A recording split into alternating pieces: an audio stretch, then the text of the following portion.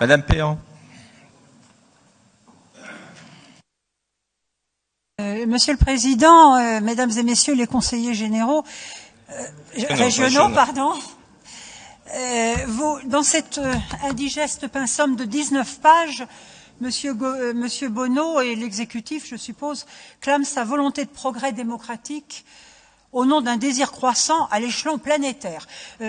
Permettez-moi de lui rappeler qu'il n'est le président d'une région et qu'il est comptable de ce qui se passe à l'échelon régional. Mais je suis d'accord sur le constat qui est fait du désarroi de nos concitoyens devant les manquements répétés faits à la démocratie.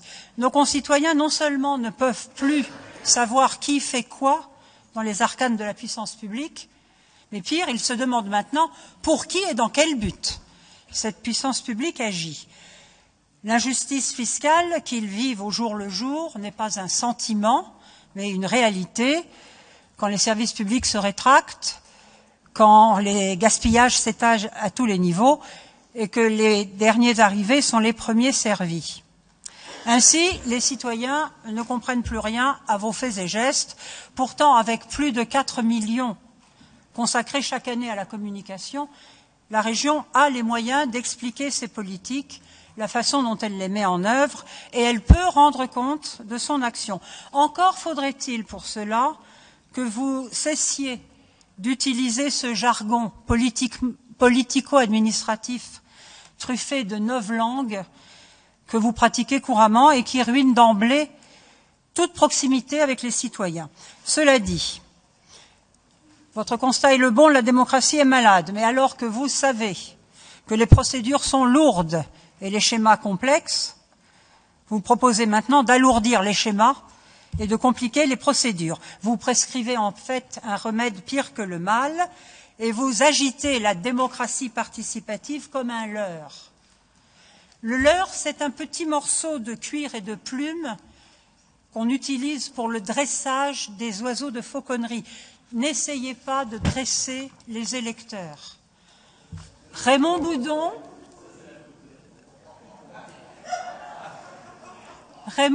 avait déjà repéré ce phénomène et donné des pistes pour sortir de l'impasse où la démocratie se dissout actuellement.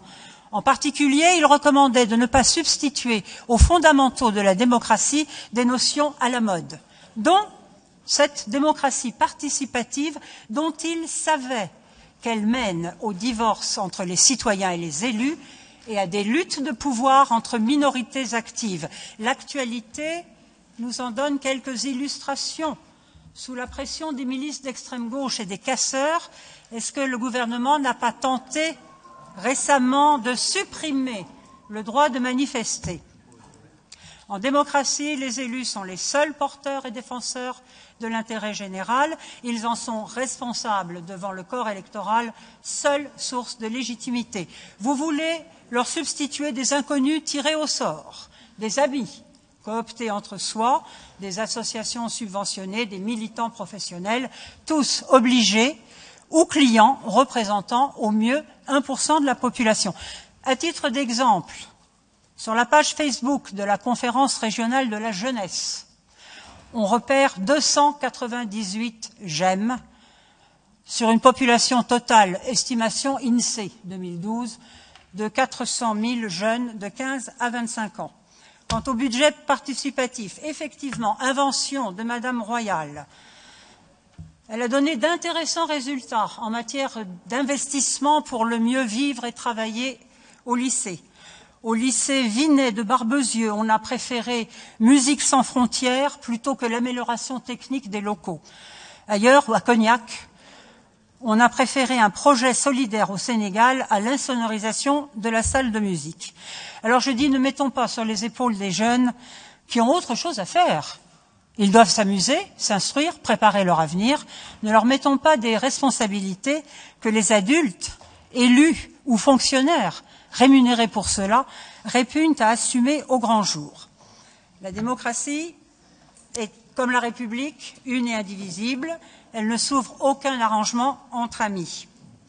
La Constitution, les lois et les usages organisent l'implication des citoyens dans la chose publique et leur donne tous les moyens de contrôle nécessaires.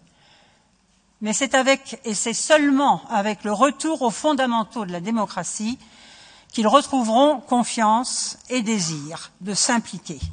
Nous n'avons pas besoin de structures redondantes, incompréhensibles, anonymes. Je vous remercie et de conclure, Madame Péan, s'il vous plaît. Donc nous n'approuverons pas ni la mise en place de panels territoriaux, ni de budgets participatifs pour les lycées, ni l'évolution de la conférence régionale de la jeunesse en cette contrefaçon de conseil régional.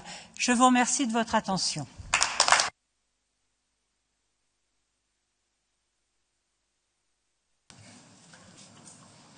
Monsieur Faucheux.